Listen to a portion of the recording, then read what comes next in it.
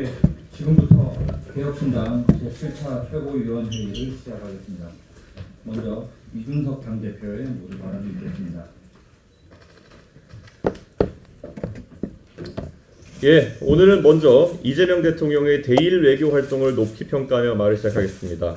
민주당은 지금까지 중요한 순간마다 한일 외교를 국내 정치에 과도하게 활용해 왔습니다. 물론 영토와 역사 문제에 대해서는 단호해야 합니다. 그러나 죽창가로 대표되는 선동적인 발언들이 정치적으로 이용되어 온 것도 사실입니다. 김대중 오부치 선언 이후 한일 관계를 개선시키는 노력은 정파를 초월해 함께 경주해야 할 과제였습니다. 최근 조사에 따르면 젊은 세대 사이에서 한일 양국 간 호감도가 그 어느 때보다 높습니다. 18세에서 29세 연령층의 66%가 일본의 호감을 느낀다고 답했고, 일본인에 대한 호감도는 74%에 달하고 있습니다. 전체 성인 응답자 가운데 일본에 호감이 간다는 비율도 56%에 달하며 특히 20대는 무려 77%까지 치솟았습니다. 이는 과거와 확연히 다른 세대인식 변화이며 관광 촉진을 통한 내수 경기 회복과 인적 교류, 경제문화 협력 확대의 절호의 기회입니다. 이재명 대통령께서 앞으로 이어질 한미 외교에서도 성숙하고 미래지향적인 모습을 보여주길 기대합니다. 이제 국내 정치 문제를 언급해 보겠습니다. 최근 이재명 대통령은 산업재해에 대한 강력한 대응을 주문하고 있습니다. 산재를 줄이자는데 반대할 국민은 없습니다. 그러나 그 방법이 엄벌주의, 연좌제, 규제 일변도로만 흐른다면 이야기는 달라집니다. 첫째, 처벌 방식이 대부분 과잉금지의 원칙이 위배되며, 둘째, 실제로 노동자의 안전에 문제의 해결에 기여하지 못할 것으로 예상되고, 셋째, 오히려 기업의 폐업과 국외 이전을 가속화할 수 있다는 점에서 심각합니다. 최근 철도 사고로 안타까운 일이 발생했습니다. 개혁신당은 돌아가신 철도 노동자들의 명복을 빌며 부상자들의 쾌유를 기원합니다. 그러나 이번 사고는 이재명 정부가 스스로 천명한 안전정책조차 제대로 지키지 못하고 있음을 보여줍니다. 포스코와 대리매는 엄격한 기준을 적용하면서 왜 철도공사 같은 공공영역에는 같은 잣대를 들이대지 못하는 것입니까? 노동자의 안전을 경영진이 직을 걸고 지키라면서 정작 공공영역에서는 왜 장관, 대통령, 어느 누구도 직을 걸지 않는 것입니까? 결국 이재명 정부는 지금 페널티 없는 결투의 유혹에 빠져 있습니다. 결투라는 것은 서로 총 한 자루씩 들고 내가 상대를 맞출 수도 있지만 나 또한 총탄을 맞을 수 있다는 전제에 성립합니다. 그런데 정부는 민간에는 결투를 신청하고 정작 스스로는 총을 들지 않은 채 안전지대에 서 있습니다. 이는 진정한 결투가 아니라 한쪽에만 총을 겨눈 불공정 결투에 불과합니다. 대통령도 본인이 할 자신이 없는 것을 왜 기업에만 강제합니까? 민간의 결투를 신청하려면 정부 스스로도 총탄을 맞을 수 있다는 위기의식 속에서 단련해야 합니다. 방패 뒤에 숨어서는 안전사회를 만들 수 없습니다. 정부가 먼저 책임의 총탄을 감수해야 민간도 진정성 있게 이런 기조에 협력할 것입니다. 마지막으로 최근 조국 전 대표의 행보에 대해 가지고 이야기하겠습니다. 우리가 일반적으로 형사처벌을 통해서 기대하는 것은 교정입니다. 잘못에 대해 책임있게 반성하고 변화를 보여준다면 우리는 그가 다시 사회 구성원으로 기능하는 것을 막아서는 안 됩니다. 그런데 감옥에서 키워온 것이 복수심과 자기 합리화라면 이는 역시 지난 광복절 사면, 복권이 잘못된 선택이었다는 것을 방증하는 것입니다. 조국 전 대표는 여전히 위선의 상징입니다. 2030 남성의 민주당 지지 이탈은 민주당의 편향된 젠더 정책이기도 했지만 정책 때문이기도 했지만 더 근본적으로는 조국 사태로 드러난 진보 진영의 위선 때문이었습니다. 본인이 직접 저지른 표창장 위조와 인턴 경력 위조로 대한민국 청년들을 배신했음에도 불구하고 조국 전 대표는 반성과 사과는커녕 오히려 청년들을 극우로 몰아세우며 자신의 실패를 덮으려고 하고 있습니다. 조국 전 대표는 예기치 않게 얻은 자유를 만끽하며 사회 갈등을 조장하는 발언으로 정치적 입지를 다시 세우려 하고 있습니다. 오랜만에 감옥에서 나와 사위가 냈다는 고급 한우집에서 된장찌개 사진을 올리고 생색을 내는 것까지는 국민이 양해할지도 모릅니다. 그러나 그 이상의 위선적인 행보는 더 이상 용납되지 않을 것입니다. 재판 과정에서 무려 300차례 가까이 형사소송법 148조에 따른 묵비권을 행사했다고 하던 조국 전 법무부 장관, 왜 재판정에선 침묵하고 국민 앞에서는 빅마우스인 것입니까? 수백 번의 침묵으로 국민을 기만한 사람이 이제 와서 젊은 세대를 향해 훈계를 늘어놓는 상황을 더 이상 봐주기 어렵습니다. 자중하십시오. 네, 이어서 천하람 원내대표의 발언이 있겠습니다. 예, 이준석 대표님, 이재명 대통령 일본에서 잘하시고 오셨다 칭찬하셨는데 저도 같은 생각입니다. 일본에서 기대나 우려에 비해서 잘하시고 오셨다라고 평가합니다. 그리고 이번 한미 정상회담에서도 대한민국 국익을 최대한 확보하는 협상 결과를 갖고 오시기를 기대하고 또 응원한다라는 말씀드립니다. 강훈식 비서실장까지 이례적으로 미국행을 택할 정도로 총력전을 해야 하는 쉽지 않은 상황입니다. 이재명 대통령은 대기업 총수들에게도 원팀을 강조하면서 성과를 주문하고 있고, 실제 이재용, 최태원 회장 등 4대 그룹 총수를 포함한 기업인들도 미국에서 본인들의 대미 네트워크를 최대한 가동하고 있습니다. 미국이 요구하는 대미 투자 등과 관련하여 기업인들의 협조와 결정은 이번 정상회담의 성패를 가른다라고 해도 과언이 아닐 것입니다. 이렇게 기업인들의 의지와 역할이 중요한 상황에서 노란봉투법을 정상회담 직전 주말에 강행 처리, 일방 처리했어야 했는지 강한 아쉬움이 남습니다. 기업인들은 성인군자도 아낌없이 주는 나무도 아닙니다. 기업인들에게 원팀이 되라고 요구하려면 정부도 기업인들의 주장을 경청하는 자세가 있어야 합니다. 그럼에도 이재명 정부와 여당은 노란봉투법에 대해 최소한의 절충 노력도 하지 않았습니다. 심지어는 시행 시기라도 6개월에서 1년 후로 늘려달라는 요청까지 외면했습니다. 문제가 있으면 다시 법을 바꾸면 된다는 아무 말 대잔치까지 하면서 막무가내로 밀어붙였습니다. 이런 상황에서 국익을 위해 원팀이 되라니 과연 기업인들에게 국익을 위해 100% 최선을 다할 의지와 에너지가 남아 있을지 심히 걱정됩니다. 이재명 정부가 이번 정상회담에 총력을 다할 의지가 있었다면 최소한 노란봉투법의 처리를 정상회담 이후로 미루고 기업들과 조금이라도 더 토론과 타협의 과정을 거쳤어야 합니다. 다음으로 이번 정상회담은 더불어민주당의 과거를 지키는 것이 아니라 대한민국의 미래를 지키는 것이어야 합니다. 대표적으로 광우병 음모론의 문제입니다. 구윤철 경제부총리는 지난 6일 국회 기재위에서 30개월 이상 소고기 수입은 결코 허용할 수 없는 레드라인이었다라고 밝혔습니다. 이재명 대통령을 포함한 박리단 중 그 누구도 미국에서 소고기를 먹으면서 30개월 이상 소고기는 빼달라라고 하지 않을 것입니다. 애초에 이 소고기 30개월 넘었습니까? 라고 물어보는 사람도 굉장히 이상한 사람 취급을 당할 것입니다. 현재 30개월 이상 소고기 수입을 제한하고 있는 나라는 우리나라와 러시아, 벨라루스밖에 없습니다.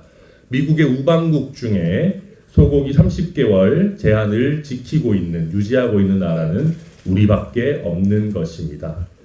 이런 상황 속에서 제가 구윤철 경제부총리에게 기재부에서 30개월 이상 소고기를 절대 수입할 수 없다는 것에 대한 근거가 무엇이냐, 광우병 위험이 실존한다고 보는 것이냐, 아니면 실존하는 위험보다는 국민들의 감정을 고려한 결정을 한 것이냐라고 질의했을 때 구윤철 부총리는 국민들에게 충분히 설득하고 국민들의 동의를 구하지 않고는 할 수 없다라고 하면서 과학적 근거보다 국민들의 감정이나 정서를 우선시하는 태도를 보이고 있습니다.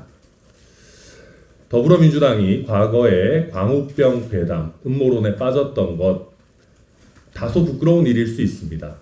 그러나 본인들의 과거를 지키고 본인들의 체면을 지키기 위해서 소고기를 지키려다가 대한민국 국익을 훼손하는 일이 있어서는 안 됩니다. 부디 본인들의 체면이나 과거가 아니라 우리나라의 미래를 지키는 선택을 해주기 바랍니다. 뿐만 아니라 지금 미국과의 협상에 있어서 중국과의 관계, 또 북한과의 관계도 여러 가지 면에서 이슈가 될 것입니다. 부디 이재명 대통령과 이번 방미단이 북한과 중국에 대한 감성적인 접근 내지는 시대착오적인 이념적인 접근을 버리고 지금 2025년 대한민국에 가장 필요한 이성적, 합리적 판단을 해주기를 거듭 부탁드립니다. 이상입니다. 네, 다음은 김성열 수석최고위원의 발언 있겠습니다.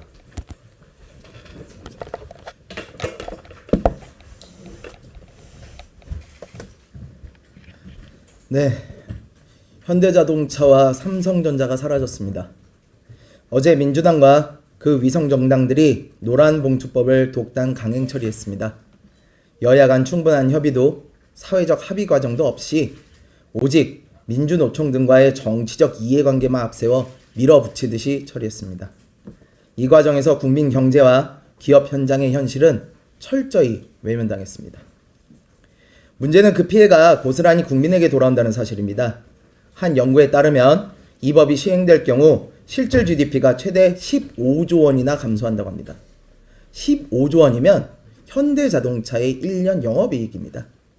다시 말해 노란봉투법 하나로 현대자동차라는 대기업의 한 해 성과를 허공에 날려버리는 셈입니다. 더 심각한 것은 일자리입니다. 최대 27만 개의 일자리가 사라진다는 전망도 나왔습니다. 우리나라 대표 기업인 삼성전자의 임직원이 13만 명 정도임을 감안하면 삼성전자 두 개사가 한순간에 통째로 사라지는 겁니다. 다시 말해 노란봉투법은 우리나라의 대표 기업인 현대자동차 하나를 없애고 삼성전자 두 개를 없애는 악법입니다. 상황이 이런데도 해보가 안 되면 다시 되돌리면 된다는 정책실장의 무책임함은 경악스러울 정도입니다. 결국 노란봉투법은 노동자도 회사도 아닌 오직 노조만을 위한 법으로서 노동자의 일자리를 빼앗고 국민 경제를 위협하는 독약이 될 것입니다. 그런데도 더불어민주당의 폭주는 여기서 멈추지를 않습니다. 지금 추진 중인 2차 상법 개정안은 기업의 경영 의사결정을 더욱 위축시킬 우려가 큽니다. 소액주주의 권리를 강화하는 측면도 분명히 있지만 동시에 기업을 소송과 외부 압력에 휘둘리게 만들 것입니다. 투자 위축, 경영 불안, 혁신 저하로 이어져서 우리 경제 체질 자체를 약화시키게 될 것입니다. 여기에 더해서 미국과의 불리한 관세 협정까지 겹치면서 우리 기업들은 삼중고의 늪으로 빠지고 있습니다. 아이러니한 것은 세계 최고 부자 국가인 미국도 외국으로 나가 있는 자국 기업들을 다시 자기 나라로 돌아오게 하는 리쇼어링에 최선을 다하고 있는데 오히려 우리는 정작 기업을 못살게 굴고 규제와 부담을 더 씌워서 엑소더스 코리아를 부추기고 있다는 것입니다. 민주당에게 묻겠습니다. 도대체 언제까지 기업과 중산층을 이렇게 적대시하려는 겁니까? 당신들에게 주적은 북한이 아니라 우리 기업들인 것입니까? 그래놓고 정작 자신들은 서민의 편이라며 최고급 한우 먹고 된장찌개 먹은 척이나 하면 되는 겁니까? 노동자가 기업이 함께 살고 국민의 삶을 지켜내는 정책이 진정한 개혁입니다. 개혁신당은 경제 바보 민주당과 그 일당들이 나라를 망치는 이런 어리석은 행동을 결코 좌시하지 않고 끝까지 싸우겠습니다. 이상입니다. 네, 이어서 주의석 최고위원의 발언이 있겠습니다.